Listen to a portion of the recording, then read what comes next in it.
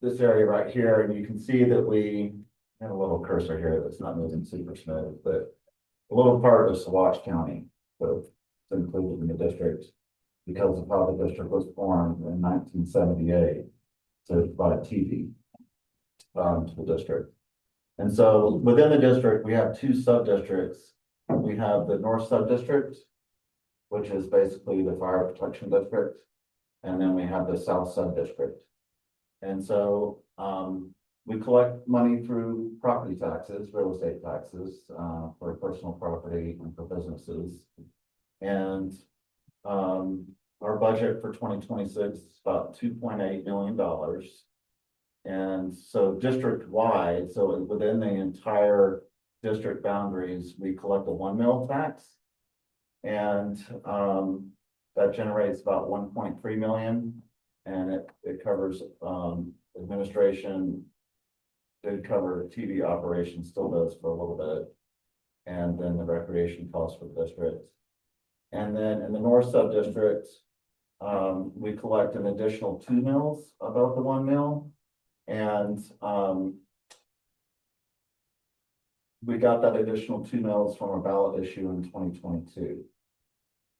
And that money from that ballot issue can only be spent on recreation in the North Sub-District. And the South Sub-District, which is everything not including the North Sub-District, collects 0 mils. 0 mils in addition to the district wide. Yes. Okay. Yeah. And so here's our service plan.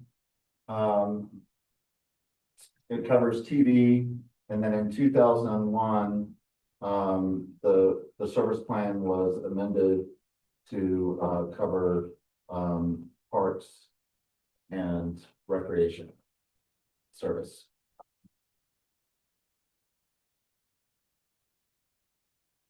So our organization. So we have a board of 5 people, including Cassia Cadenhead, who you probably know. She's here tonight. She's our president and chair. Keith Bauer is our treasurer. Marion McAllister, she lives in CV South. And then Sharon Mills, she lives in Gunnison. And then Dave Weeds. And then we have 3 people on our staff, me, an administrative coordinator, Mary Guy, a project coordinator, Emily Hatton, and a TV engineer. And then in our board, we have 4 committees right now. We have 2 members on each of one of those committees. And then we also have a North Advisory Committee, of which Addison Ives from the town of Mount Crested is on that committee, and a South Advisory Committee. And the people on these committees are kind of the usual suspects who you might assume might be on MetRec's advisory committees. And then we also have the Independent Grant Review Committee. We have an annual grant program. And so we have an Independent Grant Review Committee comprised of people who are unaffiliated directly with applicants who might be applying. And then we have some affiliations around the state and in this community.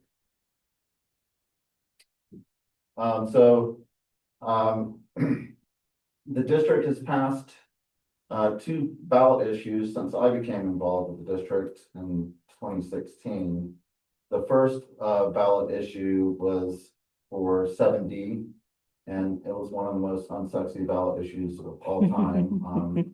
We had to repeal Tabor, de-Bruce the district, and that was basically an effort to get the mill back up to 1. So we would have money to continue TV in any form, and then also have some money for recreation. And then we heard a strong desire from the community for more recreation services from the district and the North Sub-District. And so we ran ballot issue 6B in 2022. And it was basically designed to provide recreation money for capital projects, nonprofit operation support, and community grants. And this is really kind of a unique ballot issue because we basically, with this money, we designed an annual recreation grant program, which we're in our 4th year of running right now. And to our knowledge, we're the only special district in the country that's running a recreation grant program, like the one that we're running. And this was a real strong strategic first step for the district. And the reason why the district elected to go this direction in a unique and innovative direction is because there was a pretty big gap in recreation services over time because there wasn't a regional recreation provider. And so a lot of nonprofits sprung up to provide recreation services. So like CD Nordic, you've heard of them all, Simba, Crescent School Dance, so on and so forth. And, you know, a lot of them, like a lot of nonprofits, you know, back in the day, not so much now, were passion fits, not necessarily all that sustainable in the long term. And so we decided to, instead of like replacing these organizations, very fine organizations with expertise that we could never replace, we decided to support these organizations. And our recreation grant program has been really, really successful and several positive impacts. One thing to point out is that, you know, that ballot issue to repeal the paper and debridge the district is a pretty surprising outcome because it passed by 73% in the north. You know, a really dull ballot issue passed by a very wide margin.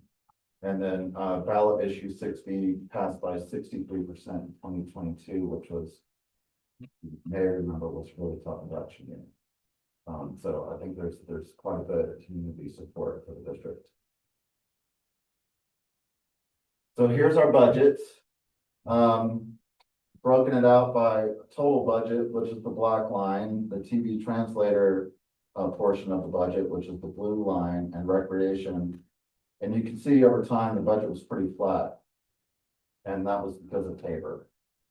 And so then in 2018, we passed the ballot issue 7B and the revenue started to rise a little bit. And then in 2022, we passed ballot issue 6B, and you can see the revenue starts to go up. And a big part of the reason, you know, additional 2 mills passed and a region of the county that already collects most of the tax, but also property values increased dramatically to assess tax values. So we're now collecting about 2.8. Seems like a lot. It's pretty easy to spend $2.8 million a year. It should probably go down. So you also might have heard that the district resolved to discontinue TV last year. In 2024, a lot of problems with the system started to emerge. And the basic problem throughout the MetRec's TV translator system was that it was just aging out. That most of the system was end of life. And we had a remote system, so everything that's not in between Gunnison and Sunlight Ridge, we call that the main chain, and everything else we call the remote system. And so the board resolved to discontinue the remote system June 1, 2025, and then the main chain June 1, 2026. And so we just discontinued TV service yesterday in the main chain. And the reason why the board elected to discontinue TV is that to revive the system was going to cost, projected over 10 years, was going to cost about $10 million. And just from a fiduciary use of taxpayer dollars, that was a hard thing for the board to approve, especially based on the numbers of users. And so it was a very difficult decision for the district. I'll talk a little bit more about that later. So one of the biggest things that we've done recently, the board adopted a regional recreation master plan in January of 2025. We spent about a year doing this master plan. Norris Design, very fine consulting firm, helped us out with it. And we elected to go down this path of doing a regional recreation master plan. I think number one, because one had never been done for the county at all. And then also in 2023, we ran a survey asking the community about their recreation needs, and the results were pretty, not terribly surprising, but stark, for sure. We had a really good response rate. In the North Valley, we had a response rate of about 15% for the residents. So for a local government, that's pretty outstanding response rate. And so what we heard, you know, you're not going to be terribly surprised by this. If you ask people, see if I can zoom in. No, how important is outdoor recreation to you? 91% of respondents said it was extremely important to them. Of course, people recreate outdoors frequently around here, and they think the availability is excellent. Indoor recreation's a different story. Not quite as important. Frequency is about half, but the availability is much lower. And then you ask people what they like. Hiking, very popular, of course, mountain biking, camping, Nordic skiing, alpine skiing, all that stuff. People are very active around there, which is, you all know. And then if you ask people what they need with respect to outdoor recreation, this was pretty surprising. 54% of respondents in the north and 55% of respondents in the south said that they desired more rec paths. Pretty big results. And then people also wanted to see improved trailheads, improved summer trails, improved transit to trailheads, and you can see the rest. There was also, it's pretty apparent that indoor recreation is, although it's not quite as available, people like it. When you ask people what they love about indoor recreation, indoor fitness and exercise is really big. And you probably heard about this. MetRec and the town of Crestview certainly heard about it.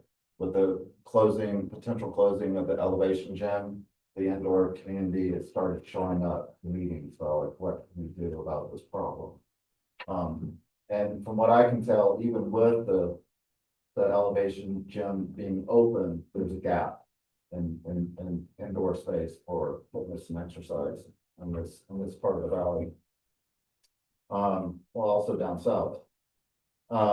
Swimming is strongly desired. You can see the rest of the results. What we need, people express needs for more space for gyms and sports and practice, swimming, of course, and then there's the recreation again.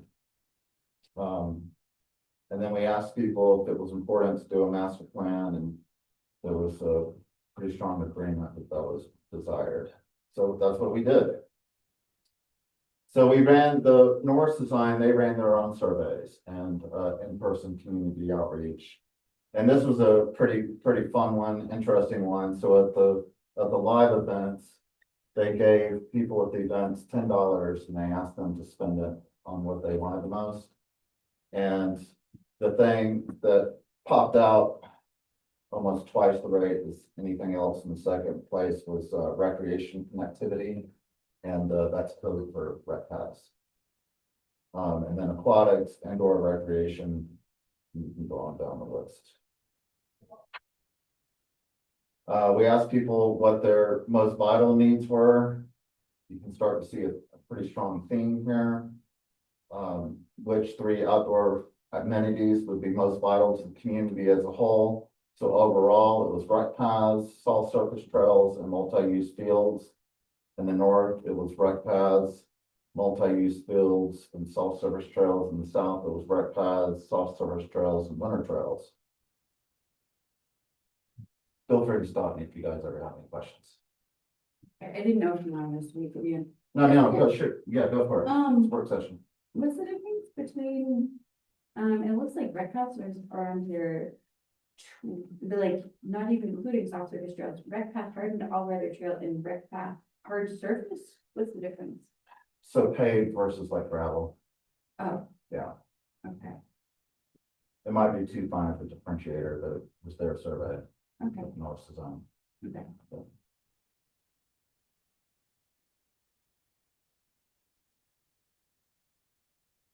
Anything else?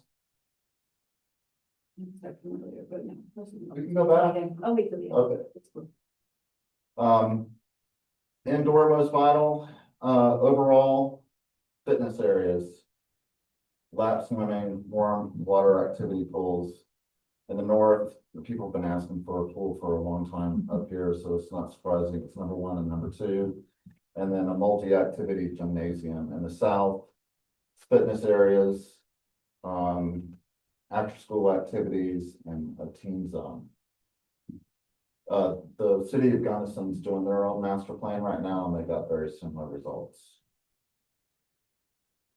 So, one of the things we did, and you may have heard about this, is that one of the points of the regional recreation master plan, you kind of tell that people really want a rec center in North Valley. We knew that already.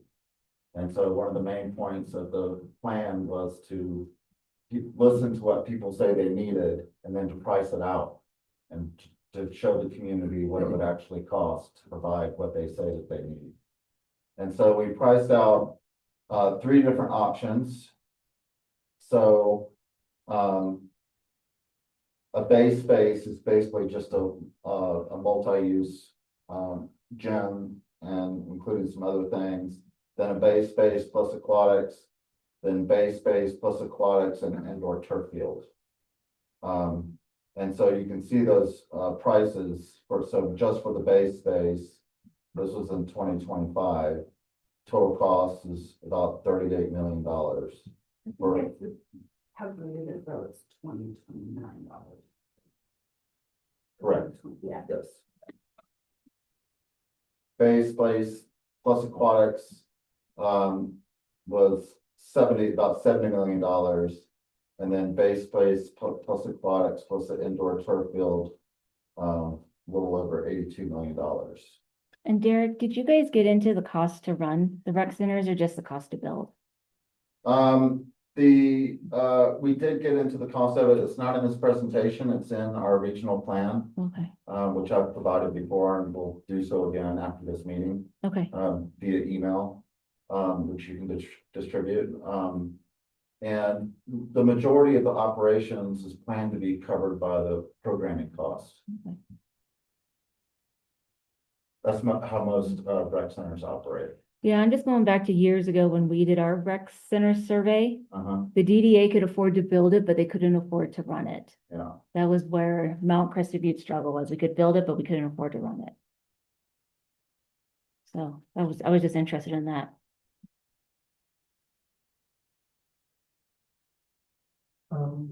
In this, plan for aquatics, are you looking at one pool here, 2 pools, like what's involved in that? Well, this is a high level look. The details are in the plan. I can pull it up. There was a lap swimming pool and a warm water pool area. Is there something else? It was, I feel like 2 pools, a lap pool, and then like the warm therapy pool that also had a kid zone. Yes. Similar to the Gunnison concept in my mind. Yeah, I just want to make sure it wasn't, weren't trying to do one pool for both, because that never works. Combining the 2. Yeah, In one pool, no. Yeah, because, then you got people doing water aerobics that want it warm, and people that are lap swimming that are sweating. Yeah. I always saw one in Durango where it was a total of 2 pools, but they were able to, they had walls, but there were like portals through it so that there was always a therapy zone, so the seniors weren't where like football was happening. There were some pretty interesting ways to like achieve the zones that you want. Okay, no, I mean, as long as it's not something that somebody's like, oh, everybody will be fine with a 65-degree pool. Right. Yeah. And one way that it was presented in the regional plan is that it's possible, if the community really wanted all 3, the base plan, the aquatics, and the turf field would be open bases.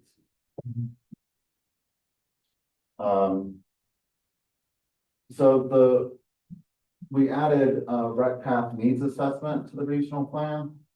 And so what's in the regional plan is just an assessment of needs, no design.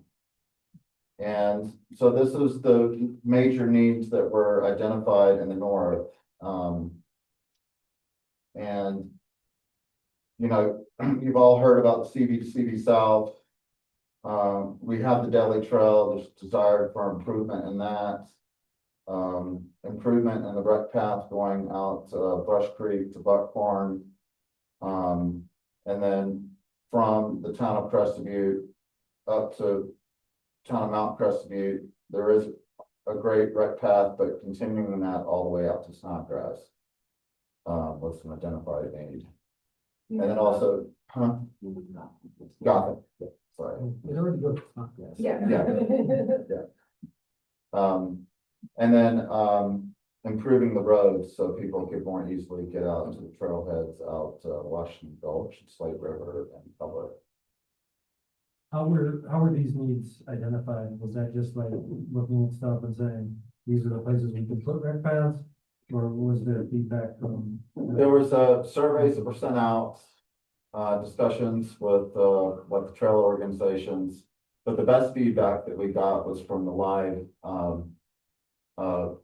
in-person meetings focused just on rec paths. And we had tremendous turnout to those meetings, lots of discussion. Community members. What were the priorities that they kind of gave you? I mean, just in my head, I'm like, oh yeah, everybody wants a rec path that goes all the way from Mount CD to CD South, like 100%. Right. Everybody wants that. How many people cared about getting Gothic versus, you know, like, I kind of almost view myself as a rec path already.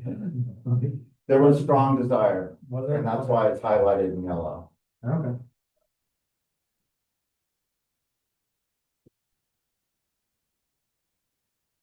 And then, so we also, you know, this is a regional plan. And, we actually had about twice the turnout for the rec path portion of the regional planning in the city of Gunnison compared to North Valley. And so some of the noted needs were, a rec path going from the north of Gunnison up Highway 135, ultimately all the way to Crested Butte. And then, a rec path from Hartman's to Signal Peak along the base of W Mountain. And then a proper rec path from the city of Gunnison going out to Hartman's the way it goes out there right now. And then a lot of connectors outside of the city of Gunnison over to Van Tiles, and then also so people get to the schools and then within the city of Gunnison as well. And then one of the big surprises from the live in-person needs assessments that we ran was a desire for an amphitheater in the north and the south. Wasn't expecting that. People like going to live events. And so, through this plan, the board and the consultants and staff identified 6 priorities. And these were to elevate our MetRec annual recreation grant program, provide regional leadership, improve rec path connectivity, support development of fields, parks, and playgrounds, support recreation planning and land use, and promote the development of multi-use indoor recreation facilities, especially in the north. Again, feel free to stop me. And so we have been improving our annual recreation grant program, and one of the big things is to make sure that it's pointing back to the regional master plan, but also making sure that it serves the community needs. And we've been growing this grant program a little bit every year. And so this year, the budget was $820,000. And we have 5 areas of funding, capital, nonprofit operations support, community grants. And then, we have multi-year operations grants, so you make it one big application. You get approved for 3 years, but then the money has to be appropriated every year. And this allows organizations to do a little more strategic planning with their budgeting, and it also allows MetRec to do a little more strategic planning. And we're at the point now where most of our recreation grant funding is in the form of multi-year grants, which I think is a good thing.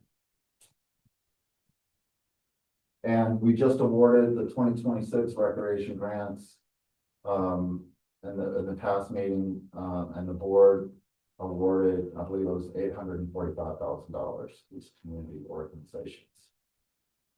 And from what we can tell, that they're very successful. I think one of the major outcomes of our recreation grant program is I think more people are being served. And a lot of these organizations are using it to improve, to increase salaries so they can retain people and recruit people. And I know for a fact that people are choosing to actually stay here and live here because they can be paid a salary that allows them to do so. And I think it's been kind of transformative for a lot of the recreation and arts and culture nonprofits around here.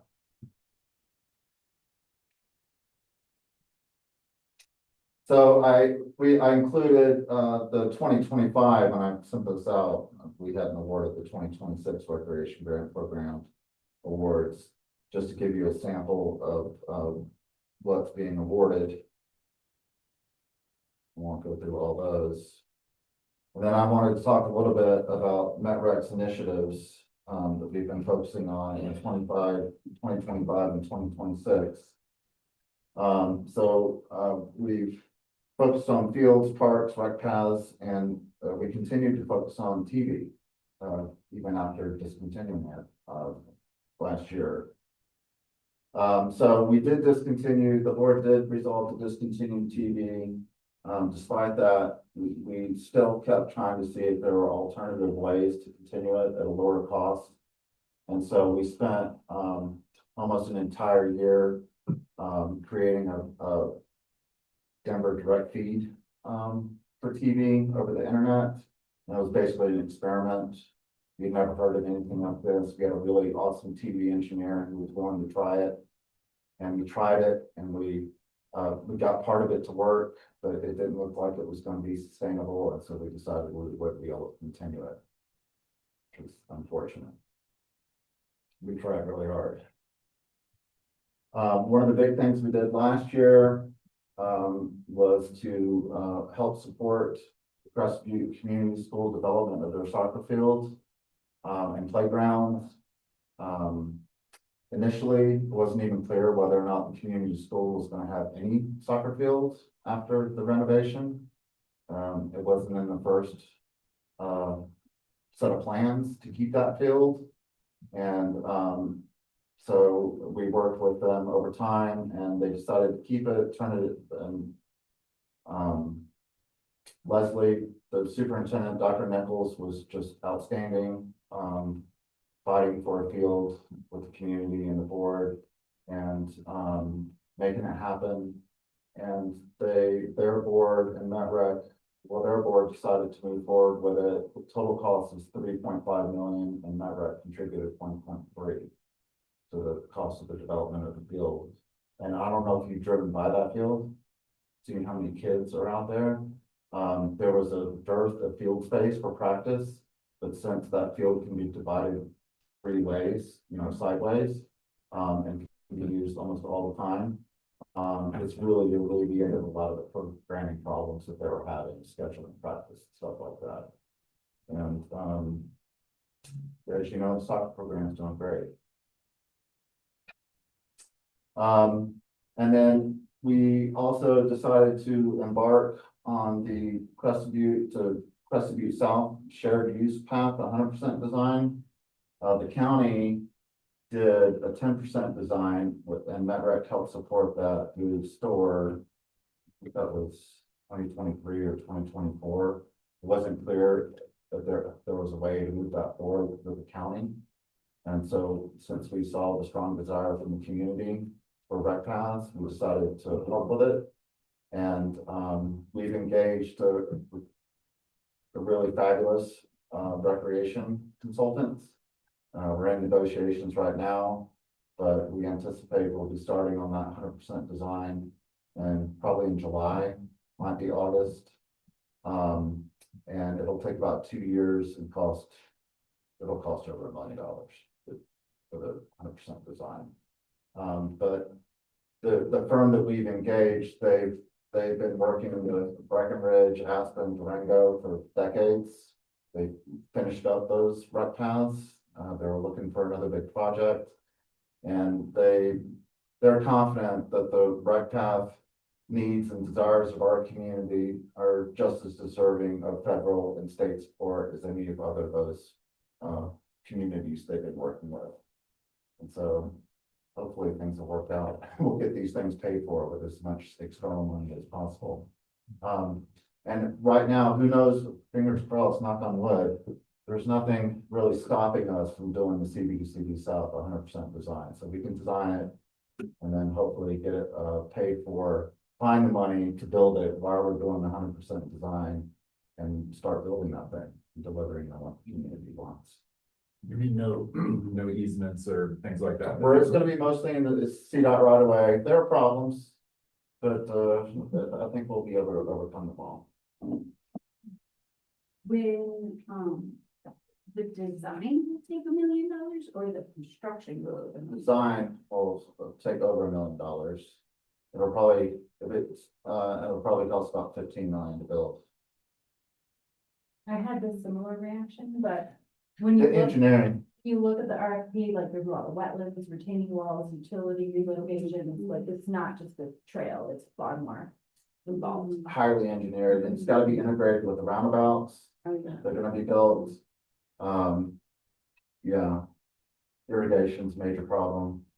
Then, what was the entity that you said is helping Durango Telluride with their rec path? It was the consultants, the consultants, they also help with rounding up the funding too. Got it, okay. Okay, like a particular consultant firm that assisted with those, or? The one that we've engaged, okay. Okay, great. And from a strategy piece, MetRec is choosing to pay for the plan because that qualifies us for going after some large grants. Yeah, so it's a strategy self-funded.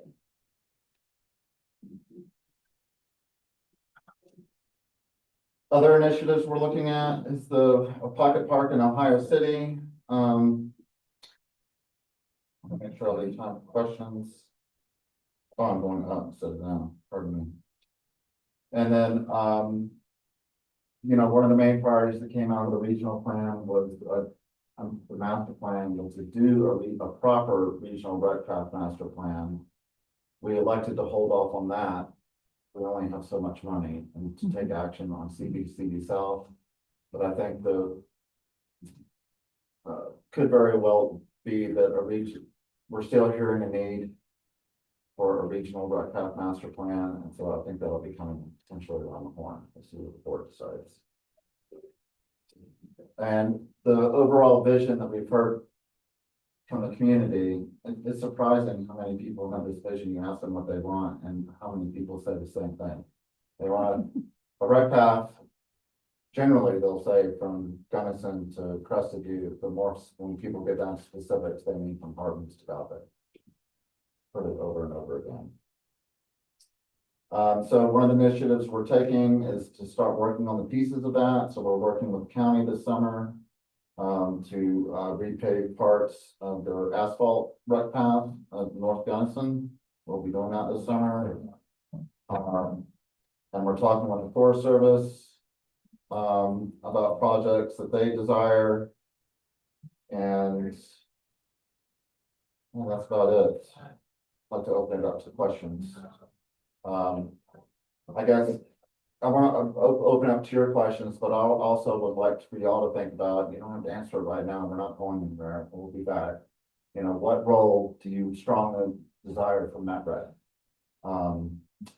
And We also wonder,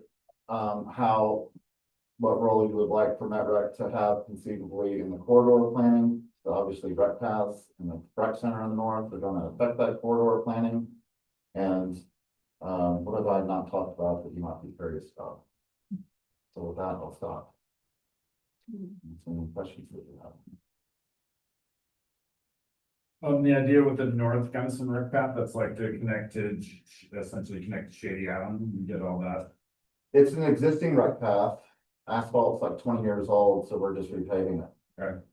Yeah, but the idea is like, yeah, start working on those pieces that'll make the overall vision possible. But yeah, right now it's deteriorated and needs to be replaced. Then there's a dirt one on the west side that we're gonna carbon. And then there's other rec paths, like the connections over Van Tile, that we'll probably start chipping away at 1 year at a time. I have a question on, so page 7, of the PDF, chart that shows what portions T2V translator, what portions rec. Yeah, there you go. There's nothing else in here, right? TV translator and rec. It's the main things we do. Yeah, okay. Well, there's a massive jump that doesn't make sense between 2025 and 2026 that I think might be inaccurate because your TV translator budget goes down and your rec is stagnant. So I don't know how the total budget goes up. I think that's money that's going into reserves. That's a lot. Or is that That's like. that's the ballot initiative that we passed in the north end of the valley? Yes. Yep, yep. Yeah, so I think that's the increase.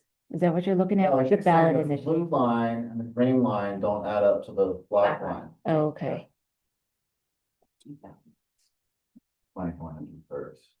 Okay, but that's not projected the rest of the time because the reserves is always carried forward? Or, I would have to look into that. I took these directly from the budget numbers. I can get back to you on that if you would like. in general, I don't feel like our reserves have historically been that deep, but since we passed the 2022, there's, I forget what percentage. We're- There's a, Where money's going into reserves to help out with bigger ticket items, like after the rec path, one of the things that's being asked of MetRec is to help out with Jerry's gym. And so we're saving up for the future potential to help out with that. Also because not a ton of shovel-ready capital projects were ready to rock when our grant process began, so it was kind of hit in reserves because there wasn't anything that. Okay, that's all right. Thank you. So there's like $1 million sitting in the little. I feel like it was closer to. It's closer to two. Okay, well, I mean, it is, yeah, because I just kind of the difference between the.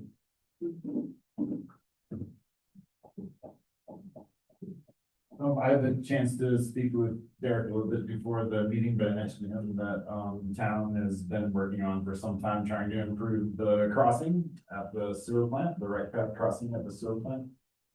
And so, that's something to talk with you all further. It seems like it kind of checks all the boxes. It's, obviously a rec path, it's a big safety issue, so. Just putting that on the radar. 100% year round, because that's sort of a challenge of ours, is that's one thing that they talk, that we hear again and again, is they only groom up until basically like, it sort of stops in a weird place because that's the best place for them to turn around. But maybe with some year-round rec path planning in mind, we can develop it in a way where the winter path can actually go up to, say, like, up to town, up to the town of Mount CD. And, because I literally watch people walk from the winter path up onto the road in the winter, because there's that no man's land in there. So the, sort of like a snow trail would continue up Mount CD? That would be. Yeah, it's like to connect to the rest. Now, I know that the rec path going north is like groomed from that part, but at least it's still a pedestrian pathway. And so I see walkers and fat bikers like actually go up onto the bank, onto the road for that stretch between where the Nordic path turns around Oh, I see what you're talking and about. Yeah, where yeah, yeah. where the Mount CD clearing starts. Mhm. Is there one idea to try to relocate the rec path on the left side of the road for that stretch? Yeah, and what I was talking about is primarily the hard crossing, bike, pedestrian crossing. There is some nuance and some interesting things with the winter part. But yeah, more the non-winter crossing that I was talking about, and just the general idea is to move it from where it is now further west. So if you're going downhill, you're making the right-hand curve, the sewer plant is right here. So that right now the crossing is right there. Yeah. And so the idea would be that you'd get further down, towards Washington Gulch Creek before you cross. And so it would make the crossing flatter. And not a blank one. And then you would have good sight lines from both directions. So that's the general idea. And again, that town staff's been working on this a bunch, and I don't want to step on their toes about the ideas, but that is the general idea, is to take it from that being at the bottom of a hill on a curve to a place that's safer, flatter, with better sight lines. And the reality is that like that could meet both objectives of like a safer crossing for the pavement, you know, when it is all pavement, and a safer crossing in winter, a better alignment to where the groomed trail stops and where, you know, where basically you can just go straight from, stay on the rec path the whole way and not have to walk into the snow and out into the road. Even if nothing else changed, moving it there would shorten the distance that you didn't have grooming. Yeah. All right, other questions? Yeah, just in this rec center scope, the kind of third option adds this turf field that's indoors, Mhm. which I didn't actually see in the most vital list is an indoor turf field. That's not to say it's not a good idea though. But I would like to see if we did do an indoor turf field that we make it more of a multi-function area. Like something you can put a hockey rink in and turf field and a concert venue, like all of the things would be better than just the one, you know? That makes sense. Yeah. One of the things we're talking with the town of Crescent Butte about is they're looking to enclose their hockey rink. Make it multi-use in the summer. Also make the winter hockey longer. There are ways to do that. To have turf and pull it up and make it multi-use. Yeah. You know, for concert and stuff like that. Yeah, Telluride, their hockey rink has, like, I don't know what kind of form they put down over top of it, but they have, like, Telluride Losing Blues, they have concerts in there, you know. Was that the one that was formerly a hockey rink, this outdoor hockey rink as well? I don't I think it heard was about that. formerly outdoor, I Oh. think it was purpose-built indoor. Okay. I don't know, Oh. that's what I'm judging based off of seeing it, and they keep the lights pretty low during the Losing Blues, so I don't even see it that well. Yeah. But yeah, I mean, they've been using it for a bunch of different things, so. Yeah, those things are possible now. Yeah. Thanks for mentioning that. Other questions for Derrick and MetRec? Wasn't around in 2018, not just yet, and so I really thought that there was somebody named Bruce. That, especially, I don't think the word to Bruce is not capitalized, Bruce, but that like you had to like undo something that Bruce did. But apparently it's real. Well, you are. Yeah. Senator. It was, Yeah, no, you- I think It it was. was. Oh, yeah, so you Yeah. really are doing something that Bruce did. Now, you have a lot of the same goals for some of your trails and plans as Cindy has, and they do so much for the community. Are you partnering with them? They're on our multi-year operations grants, they're, see, grants every year. And I look at what you're doing and seeing so many e-bikes everywhere. And you really do need to have a regular trail for the e-bikes and people not considering the trails or out of the street. So I think that's a really nice safety issue that you're addressing. I hear that. That's more of a, like a land trust, Forest Service. And kind of issue. Yeah, I don't know that the policy, this is, I don't know where MetRec has a role to be involved in this officially. But we do hear that a lot. And I think one of the rubs, and I'm not speaking on behalf of MetRec here, is that there's a blanket policy for the most part of no e-bikes unless they're on motorized trails. But I think there actually are more stirrings of like maybe some of these trails to be designated for e-bikes. So they at least know where to go. So they're not just choosing to go anywhere and everywhere they want to go.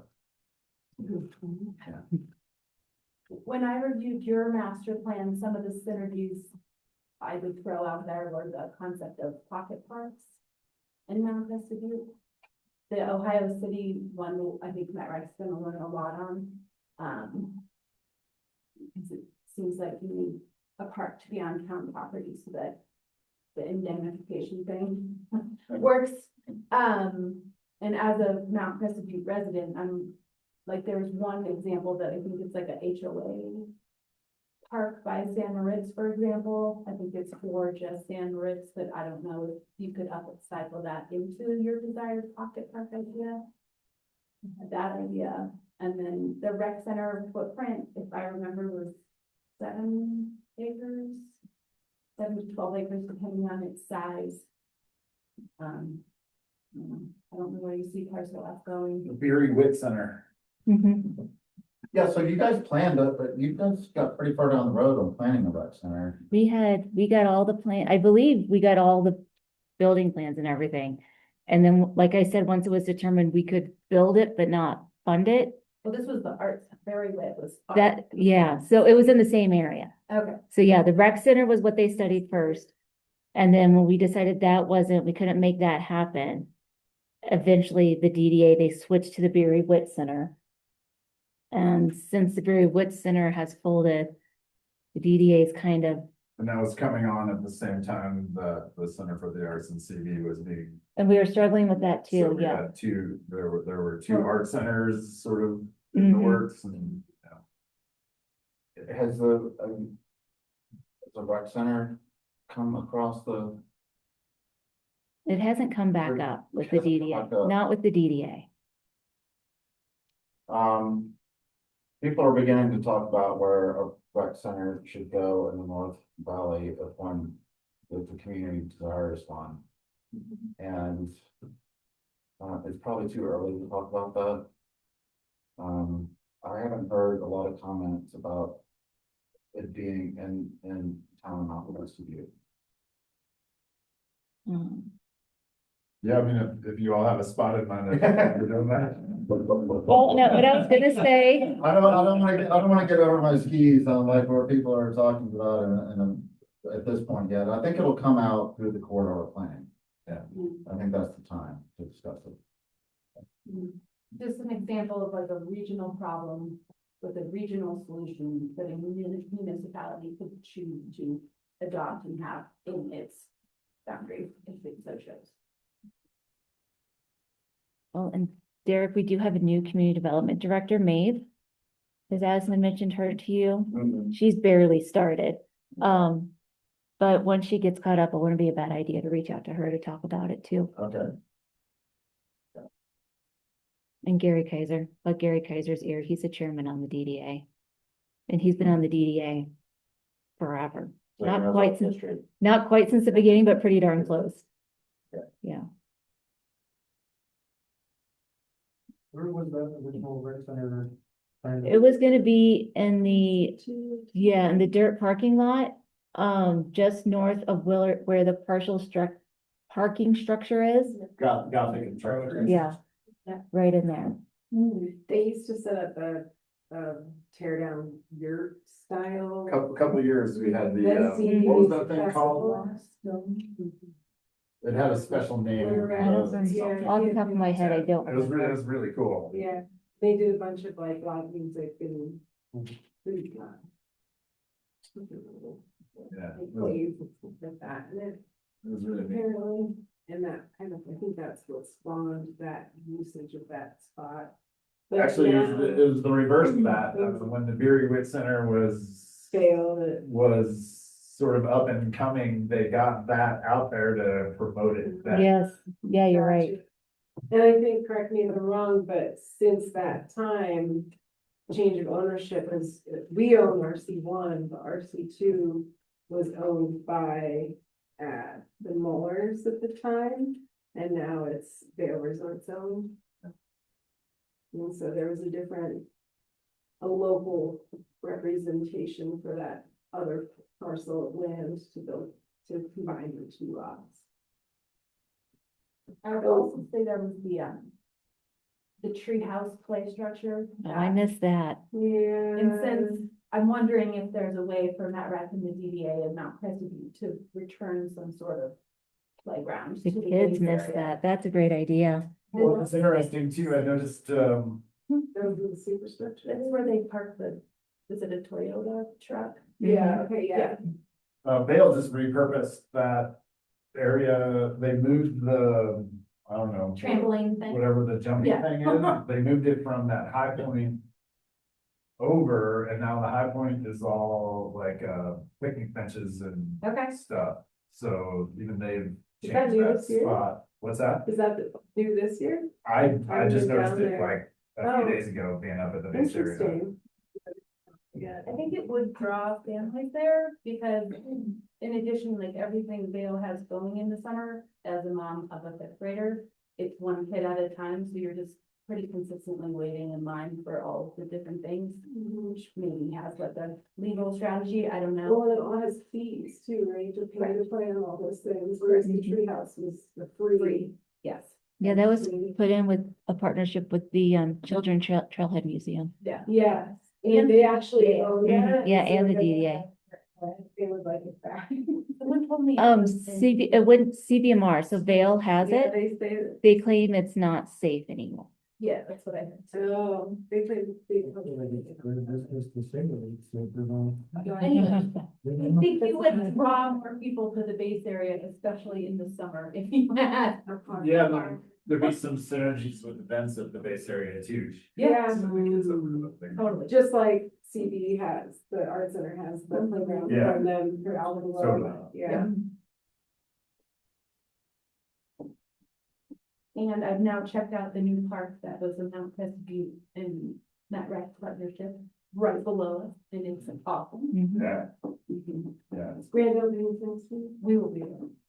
yeah, it's pretty good up here. I like to say I've been trying to get that park since I first started, like You what? 15 years ago. Yeah. And my kids are now too big for it. My 21-year-old is a little too tall for the playground.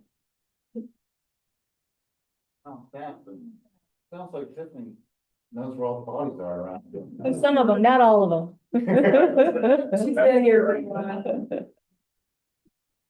All right, anything else? Thank you very much. All right, Thank thank you. you. for the Thanks, time. I Derrick. appreciate it. And I will send out the email with the whole plan, and I was gonna bring up our bound votes that we run out. Thanks so much, Karen. Yeah. Thank you very much. Yeah. All right, let's take a couple of minutes.